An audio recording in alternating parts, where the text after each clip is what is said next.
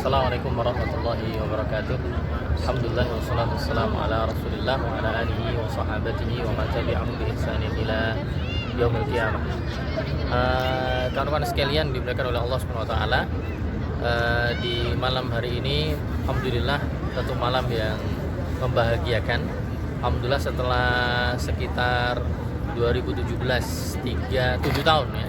Nah 7 tahun lama, sekitar 7 tahun saya tidak bertemu dengan kawan, dengan sahabat lama, teman dahulu ketika belajar di Libya Jakarta. Alhamdulillah di Nabawi, di Al-Madinah Al-Munawwarah ketemu dengan beliau lagi, namanya Ustadz Hasan Akmal.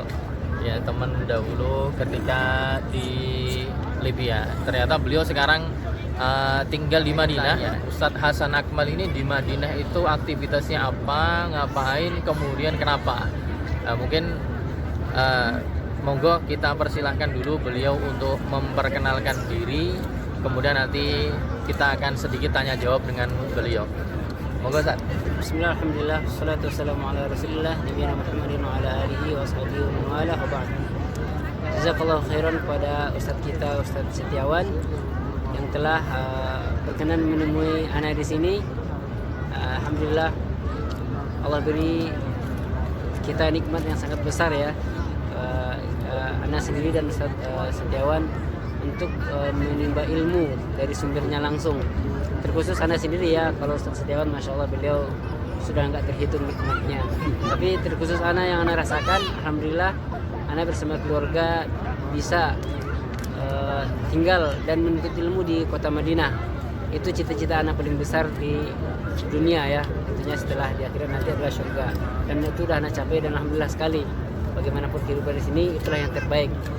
Nah, bagaimana di sini? Anak di sini alhamdulillah bisa kuliah di Kuliah Haram Nabawi. Juga anak-anak bisa menuntut ilmu. Istri dan anak-anak semuanya menghafal Quran, alhamdulillah. Itu salah satu nikmat. Nah, kenapa kita jadi terniat untuk pindah ke sini? Terutama adalah ya sebenarnya kita pernah dengar kata Rasulullah SAW, Al-Madinatu khairul lahum, Al-Madinatu khairul lakum in kuntum ta'lamun.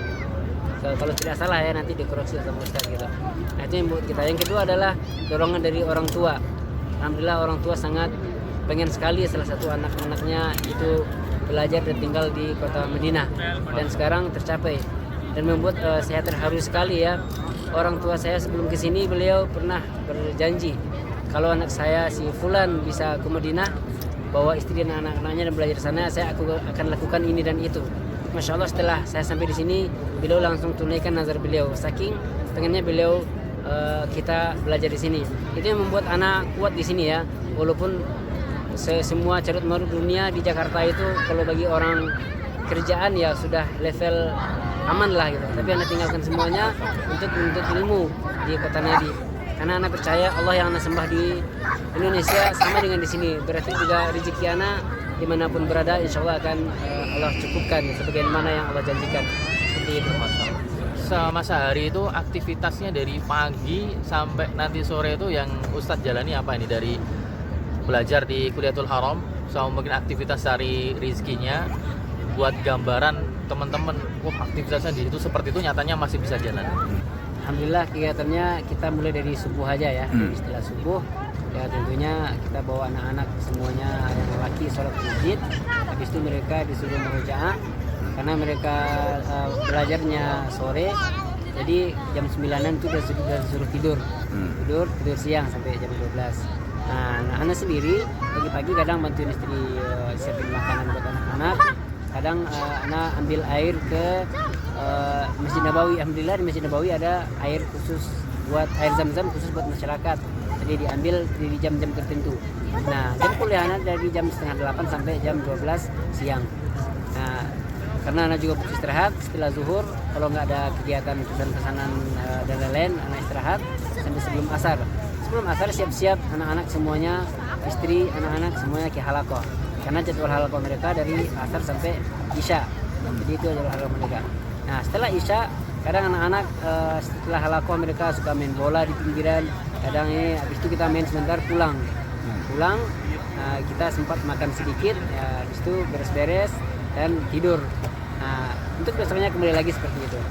Nah kadang dalam sepekan itu ada kalau untuk kerja ya, ada yang beli real, ada yang beli air, ada yang nyuruh ini nyuruh itu, ya dilakukan semuanya untuk nambah kebutuhan sehari-hari. Alhamdulillah cukup aja coy.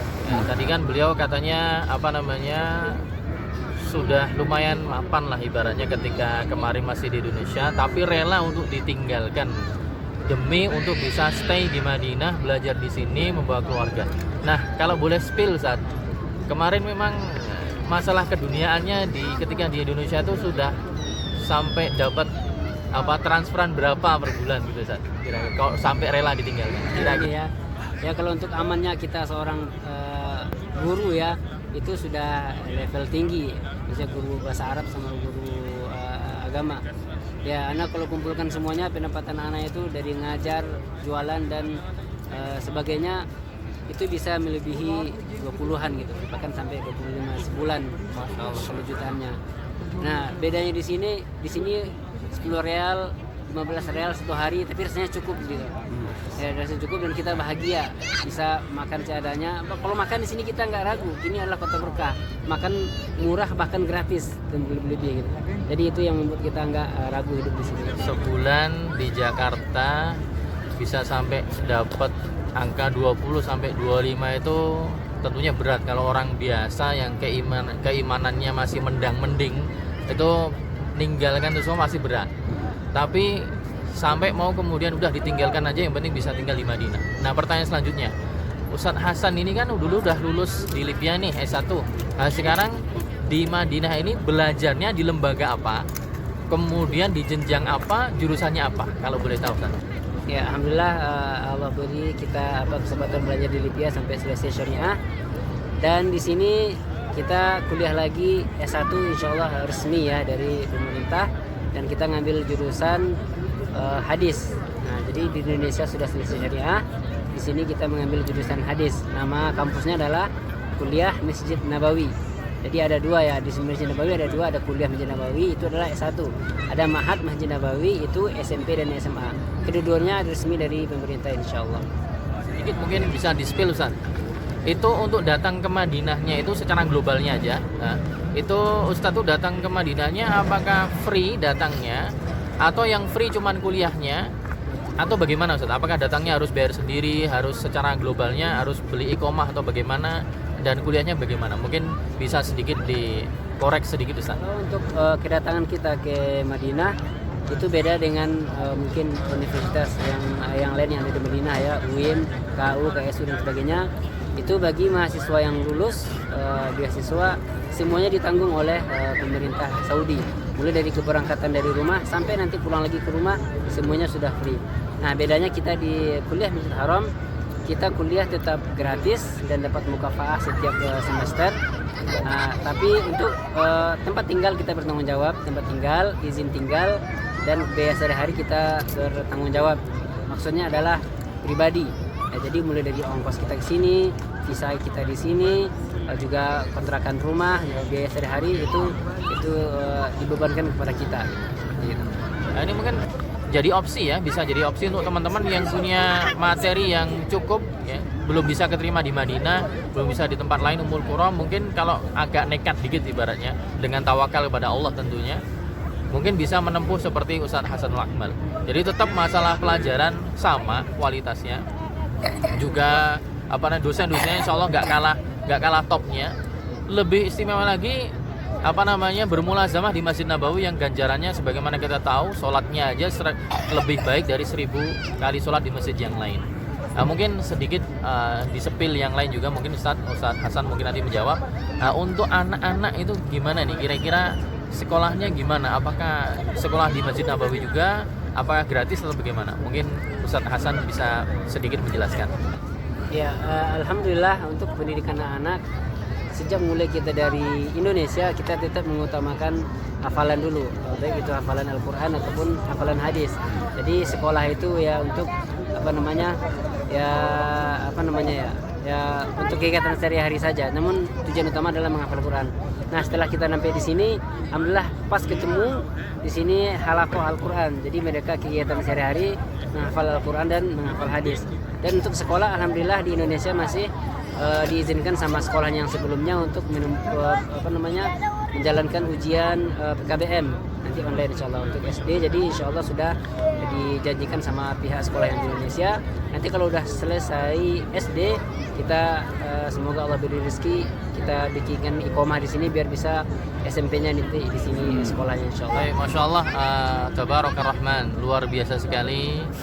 Maha suci Allah yang masya Allah menggugah hati hamba-hambanya untuk sangat semangat untuk menuntut ilmu yang secara logika manusia ya tadi sudah ibaratnya ketika di Indonesia sudah lumayan mapan dengan gaji segitu, tapi pindah ke sini kata beliau mungkin sehari cuma 10 real, 15 real, 20 real, tapi beliau merasa cukup dengan itu. Kenapa? Karena ada keistimewaan besar berada di Madinah, belajar dengan para ulama, gitu kan, bermulazamah di sini. Walaupun mungkin kita pasti tahu di balik itu ada dinamika ya, kesulitan, kesusahan pasti ada, nggak semua seneng. Tapi tentunya menuntut ilmu memang butuh bersabar. Salah satu perjuangan beliau begitu, meninggalkan Indonesia, keluarga dibawa semua. Secara logika 7 orang di sini gimana ngasih makannya, tapi Allah Ar-Razzaq memberi rezeki. Kata beliau tadi faedahnya adalah sebagaimana ketika di Indonesia dia punya Tuhan yang memberi rezeki, maka di sini juga pasti Tuhannya juga sama-sama Allah pasti juga akan memberikan rezeki pada hambanya. Nah, mungkin petikan terakhir sedikit nasihat mungkin bagi Ustadz Hasanul Akmal, bagi penuntut ilmu secara umum ya, bagaimana harus mengapa, kemudian secara khusus untuk teman-teman kampus jalanan ini. Teman-teman kampus jalanan gimana? Beliau rela jauh-jauh ke sini ya kan. Nah, teman-teman yang di Indonesia secara khusus kampus jalanan kalau ngaji harus gimana? Harus semangat, harus bagaimana? Monggo kita simak sedikit nasihat dari beliau. Nah, ini sebenarnya bukan nasihat ya, maksudnya ini saling mengingatkan bagi semua penuntut ilmu ya, karena saya juga merasa masih mulai lagi dari awal menuntut ilmu. Ya, yang pertama adalah tetap kita harus ikhlaskan niat karena Allah Subhanahu wa taala. Karena itu yang syarat utama apapun ibadahnya. Karena menuntut ilmu adalah satu ya, ibadah yang sangat agung. Itu adalah kita butuh niat yang sangat ikhlas. Yang kedua, ya, kita butuh dukungan dari orang tua. Karena seberapa hebat pun kita, tetap ridho orang tua adalah itu yang paling utama setelah ridhonya Allah Subhanahu wa taala.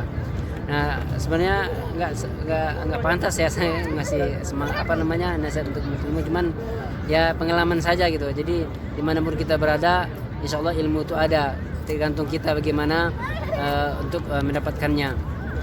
Namun bedanya di sini mungkin ada keutamaan-keutamaan lain, tapi dimanapun kita berada, semua ustadz yang kita akui keilmuannya insya Allah ilmunya sama. Bahkan mungkin di Indonesia ustadz jauh lebih jago ya, karena mereka menurut ilmunya sudah sampai doktor kayak ustadz kita nanti insya Allah. Nah, di sini anak juga belajarnya malah sama ustadz yang awal ya, cuman bedanya kita di sini Kota Madinah, di Indonesia negaranya lain, berkahnya lain. Tapi yang namanya ilmu tetap dimanapun sama, tergantung kita semangat apa tidaknya gitu. Nah, yang mempunyai semangat itu harus dipertahankan, apalagi yang masih muda, yang belum menikah. Ya, Anda sendiri sudah punya 5 anak ini, tentu menuntut ilmunya nggak sefokus yang bujangan ya. Anda harus kerja, mikirin istri, mikirin anak-anak.